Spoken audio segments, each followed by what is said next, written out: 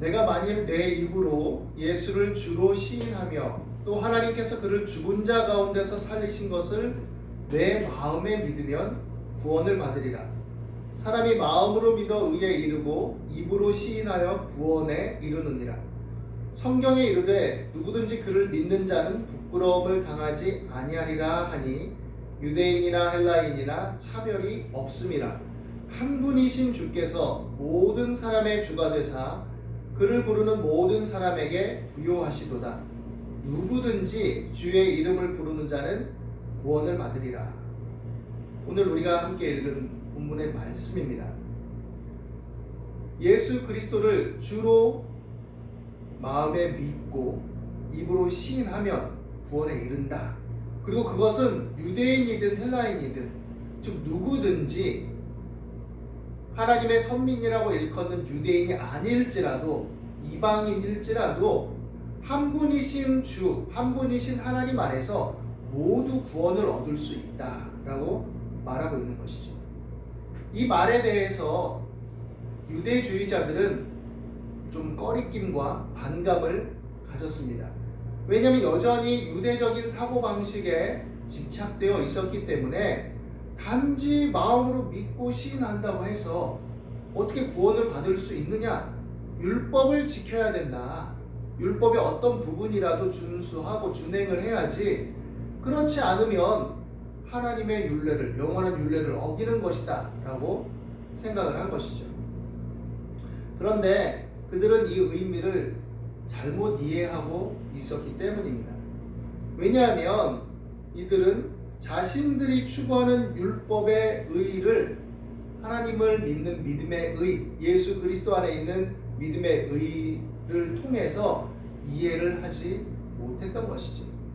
사도 바울이 사실은 그런 면을 가지고 있었죠. 그렇기 때문에 예수님을 따르는 무리들을 잡아 죽이기 위해서 그것이 하나님을 위하는 열심이고 율법을 어지럽게 만드는 모세의 교훈을 깨트리는 자들에 대한 정당한 행사고 마땅히 해야 될 일이다라고 생각했었던 것입니다. 그런데 다메섹 도상에서 부활하신 주님을 만나고 그는 하나님의 말씀들, 구약의 교훈들을 다시 되새기게 되고 성령의 조명하심과 그 은혜 안에서 이제 무엇이 진정한 구원의 도이고 믿음의 의인지를 알게 되는 것이죠. 의를 따르지 아니한 이방인들이 이제 의를 얻게 되었습니다. 그것은 믿음에서 난 의다라고 말합니다. 의를 따르지 아니하였다라는 맥락에서 유대인들은 그것을 어떤 의로 생각했느냐? 율법의 여러 조항들, 특별히 그들이 구별된 선민으로서 생각할 때는 할례를 받고 안식일을 준수하고 또 여러 율례와 법도들을 따르고 해야 되는 것이죠. 그런데 할례도 받지 아니한 이방인들이 예수를 영접했다고 해서 그 의를 얻고 믿음에서 난 의라고 얘기가 되어진다면 반감이 생길 수밖에 없는 것이죠. 의의 법을 따라간 이스라엘은 오히려 율법에 이르지 못하였다라고 앞선 말씀에서 바울이 말합니다. 이것이 하나님의 의를 이루는 방법이고 또 이것이 하나님의 백성으로서 당연한 특권이자 행사할 일이다 라고 얘기하면서 의의 법을, 율법을 강력하게 이스라엘 백성들은 추구했습니다. 특별히 율법의 선생들, 바리새인들, 지도자들이 강력하게 추구를 했죠. 율법을 추구한 것 자체, 그것이 틀린 것은 아니죠. 하나님의 율법을 성실하게 지키려고 했던 것 자체가 문제는 아닙니다. 다만 무엇이 문제였느냐? 그런 율법의 추구 자체를 의를 위한 방법을 도구화하고 수단화하고 그것이 오히려 중심에 서버린 것이 되어버린 것이죠. 그래서 어떤 율법의 조항들을 지켜나가고 또 그것을 완전하게 지키기 위해서 명문화하고 전승들을 만들어내고 한 여러 가지 세세한 것들, 그 자체를 지키는 것이 율법의 의미와 정신보다 하나님을 인격적으로 섬기고 그 안에서 동일한 율법의 적용으로서 이웃을 인격적으로 내적으로 사랑하고 섬기는 것보다 더 우선이 되어버린 것이죠. 그래서 생명을 살리는 것을 택한 예수님을 비난했던 것입니다. 안식일에 또한 병들고 귀신 들린 자를 고치고 치료하고 새롭게 했을 때 이것이 율법을 어기는 일이고 안식일의 계명을 어긴 것이고 이런 식으로 비난하게 되죠. 굶주림에 지친 나머지 안식일에 밀밭에서 밀 몇 개를 까불어서 이렇게 먹은 것 자체를 안식일에 하지 못할 일을 한 것이고 율법을 어긴 것이라고 비난하는 지경이 되어버린 것이죠. 이것에 대해서 하나님을 향한 열심이 오히려 하나님을 거스리는 것이 되었다라고 말하고 있습니다. 그 열심이 올바른 지식을 따른 것이 아니었다. 하나님의 의를 모르고 자기 의를 세우려고 힘써 하나님의 의에 복종하지 아니한 것이다 라고 말합니다. 하나님의 의는 무엇입니까? 물론 하나님의 의는 죄를 미워하고 불의와 불법을 미워하고 그것을 또한 심판하실 때는 단호하게 심판하시는 그런 심판자로서의 의가 드러나지만 그러나 그럼에도 불구하고 지속된 의는 무엇이냐? 죄인들을 오래 참으시는 의이고 죄인들을 궁극적으로는 대신해서 그들의 영혼을 구하기 위해서 하나님의 사랑을 알도록 천명하신 의인 것이죠. 그 의의 핵심은 바로 십자가를 통해서 나타난 것입니다. 예수님께서 즉 어떻게 보면 독생자를 내어주신 하나님 아버지는 자신을 내어준 바와 다름이 없으니 죄가 없고 불의가 없는 그런 아들을 죄를 대신할 대속 제물로 희생양으로 십자가에 내어주심으로써 그 불의와 악함을 참으시고 견디신 그 의죠. 모든 죄와 허물을 예수님의 십자가를 통해 대속하시고 그러므로 이제 하나님의 의로 돌아오라라고 말하고 있는 것이죠. 허탄한 일들을 버리고 하나님께로 돌아오라. 그리스도는 모든 믿는 자에게 의를 이루기 위하여 율법의 마침 완성이 되셨다라고 말하고 있습니다. 믿음으로 말미암는 의는 하나님을 참 마음과 진실한 마음으로 믿고 섬기는 것을 말하고 있습니다. 유대인들은 인격성을 상실해버리고 오히려 하나님의 형상을 깨트리게 되어버렸어요. 그래서 어떤 율례와 법도와 규율과 기계적인 순종과 복종이 자신들에게 안전감을 주고 안정감을 주고 타인과 구별하고 이방인과 구별하는 자기 우월성을 획득해주는 것으로 변모해버렸고 그것을 통해서 자기 의를 획득했으니 자신들은 의로운 존재고 구원받아 마땅한 자라고 자부했습니다. 또 그만큼 열심을 냈기 때문이죠. 그렇기 때문에 인격성 안에 있는 긍휼과 연민과 사랑에 살아 움직이는 하나님의 형상의 속성들을 놓쳐버리고 잊어버리고 만 것이죠. 기계적이고 율법적인 것이 눈으로 가시적이고 뭔가 획득되었을 때는 안정감을 주고 자 이것을 했으니 됐어 괜찮아 라는 어떤 도식적인 만족감을 줄 수 있을지 모르죠. 그러나 인격적인 존재성은 그렇게 기계적이고 칼로 무자르듯이 되어지는 것이 아닙니다. 인격적 관계성이라는 것은 각 사람의 개성, 삶의 배경, 여러 형편과 상황, 자신의 수준과 범주 이런 것들이 다 녹아져 있기 때문에 그 속에서 인격적 역동성을 갖고 생명력을 갖고 살아 움직이는 거예요. 각 사람마다 다르게 적용되고 다른 결이 생길 수 있고 다른 어떤 맥락에서 드러날 수가 있는 것이죠. 하나님은 그런 인격성을 가지고 우리에게 다가오시고 그런 관계 속에서 살아가도록 요구하시는 것입니다. 그래서 모든 율법의 마침과 완성을 무엇이라고 말하느냐? 하나님을 사랑하고 내 이웃을 내 몸과 같이 사랑하라. 이것이 율법의 완성이다. 마침이다. 라고 말하고 있는 것이죠. 예수를 입으로 시인하고 주님으로 시인하고 하나님께서 그를 죽은 자 가운데서 살리신 것을 내 마음에 믿으면 구원을 받으리라 라는 것이 요즘에는 그냥 단순한 고백적인 것처럼 착각되어질 때가 있어요. 고백했으니까 끝. 고백하면 구원받는데 영적 기도 따라하면 구원받는데 단순 논리가 되어버린 것이죠. 그런데 이 당시의 상황과 환경만 적용해 보더라도 예수님을 입으로 나의 주님으로서 주인으로서 시인하고 주님으로 시인하고 주인으로 시인한다는 것은 그 주권을 인정하는 거예요. 내가 주인이 아니라 예수님이 주인이라는 것입니다. 물론 그 당시의 주종관계처럼 그 예속이 강압적이고 강제적이고 나의 어떤 것들을 박탈당하고 내 자유를 억어당하고 이런 의미의 주종관계가 아니죠. 예수님이 사망에서 마귀에 종된 것에서 건지셔서 사랑과 의의 주인의 자녀, 종, 그에 속한 자가 되도록 한다라는 의미를 더 갖고 있는 것이죠. 그래서 예수님이 가르쳐 주신 교훈과 그 뜻을 따라 참 마음으로 기쁨으로 살아갈 길이 열렸다라는 것을 의미하는 것입니다.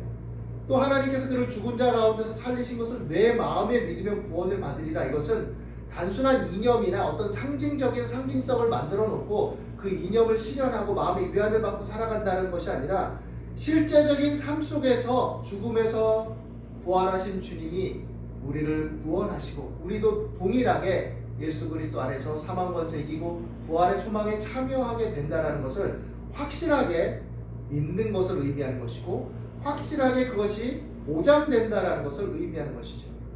그것이 인격적 존재성 속에 참된 믿음으로 우리 안에 들어오고 그렇게 살아갈 때 우리는 하나님과의 관계성이 단순한 어떤 목표와 목적을 이루기 위한 수단과 도구와 기계적 관계성이 아니란 얘기죠. 유대인들은 율법을 오해해서 그런 식으로 적용을 한 겁니다. 내가 이것도 지키고 이것도 했으니 완전하다 이만하면 그러니 다른 것에는 걸릴 게 없다. 그런데 사실 그 마음에 보면 하나님을 향한 사랑이요, 이웃을 향한 사랑이 없어요. 왜? 겉으로 드러나는 율법들을 내가 표면적으로는 다 지켰기 때문에 나는 완전한 사람이죠. 그러니까 그것의 어떤 빈틈들을 이용해서 내 만족을 꾀하고 내 어떤 부를 축적하고 그것을 불리는데 사용하고 그러면 되는 것이죠.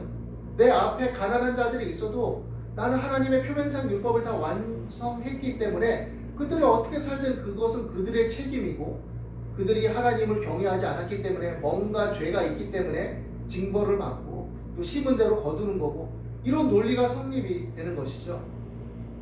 인격성이 완전히 상실되어 버린 것입니다. 그러니까 안식일에 생명을 살리는 것도 안식일에 하지 못할 짓을 한다.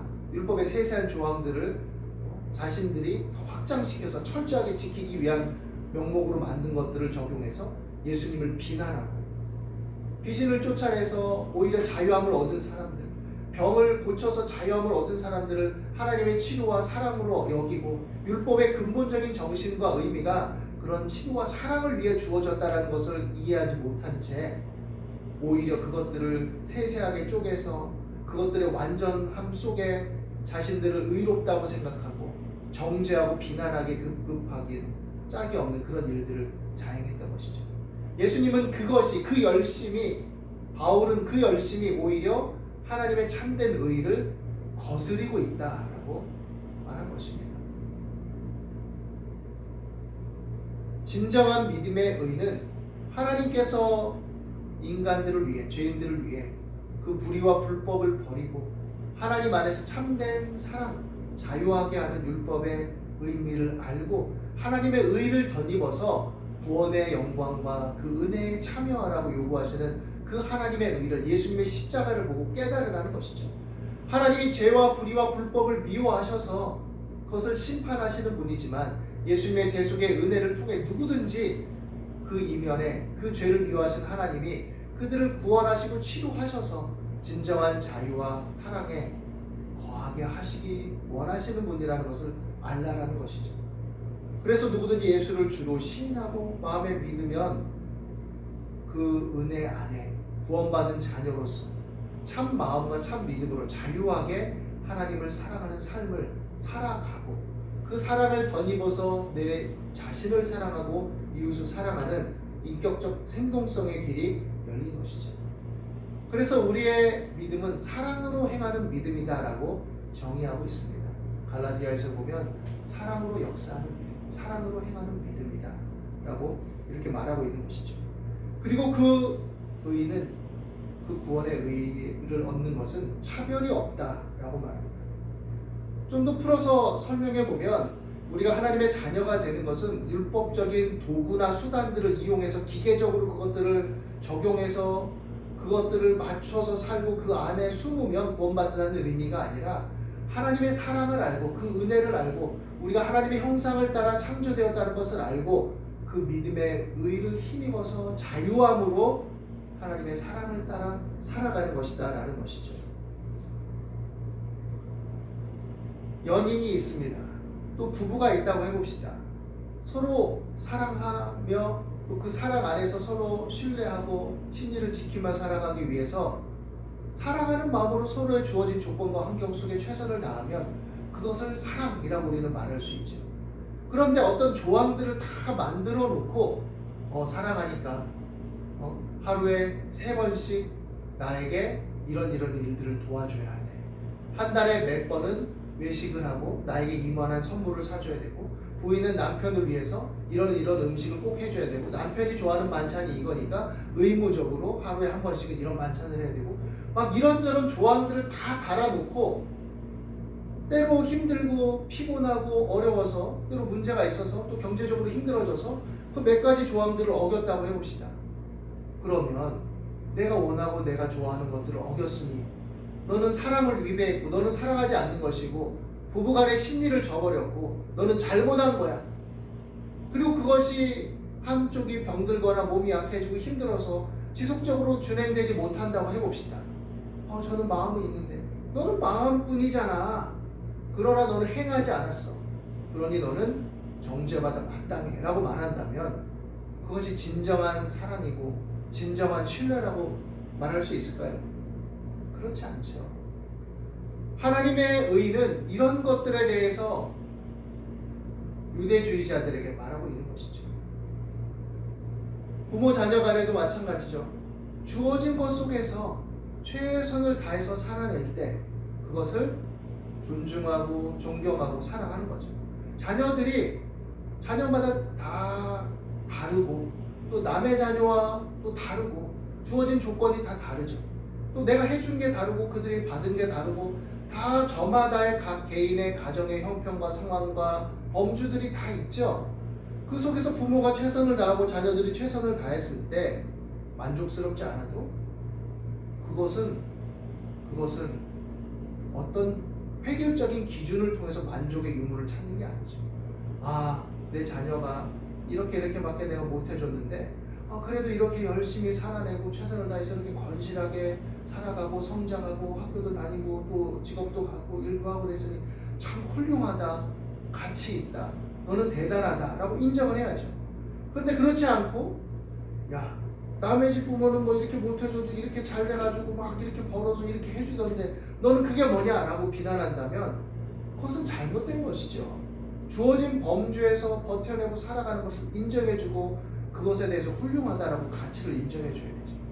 또 부모가 자식을 사랑하고 뭔가를 해주기를 원하지만 그것이 미치지 못했을 때 어릴 때야 원망하고 불평하는 마음이 생길 수도 있지만 성장했을 때 내가 생각해보니 이런 조건과 이런 환경 속에서 태동되고 살아오셨는데 그 속에서 그래도 나름 최선으로 이렇게 읽었구나. 그러니 미흡하고 참 부족했지만 그럼에도 주어진 것 속에서 최선을 다했구나. 나름의 어떤 고충과 그런 것들을 잘 감당해냈구나. 그랬으니 거기서 내가 배울 건 배우고 이런 부분에 있어서 내가 개선해야 되겠다. 이런 성숙으로 나아가면 그 속에 연민과 긍휼이 있고 성숙이 있고 사랑이 있는 거죠. 하나님은 그것을 말하고 있는 거예요. 우리 현실에 적용해서 이렇게 하다 보면. 그런데 바리새인 중에 바리새인이라고 일컫던 사람들은 어떻게 했습니까? 하나님, 나는 일주일에 몇 번 금식하고 나는 저울에 달아서 밭에서 기른 회양과 근채와 박하 이런 것들의 11조도 저울에 달아서 정확하게 드릴 만큼 철저하게 율법을 지키고 나는 이렇게 했습니다.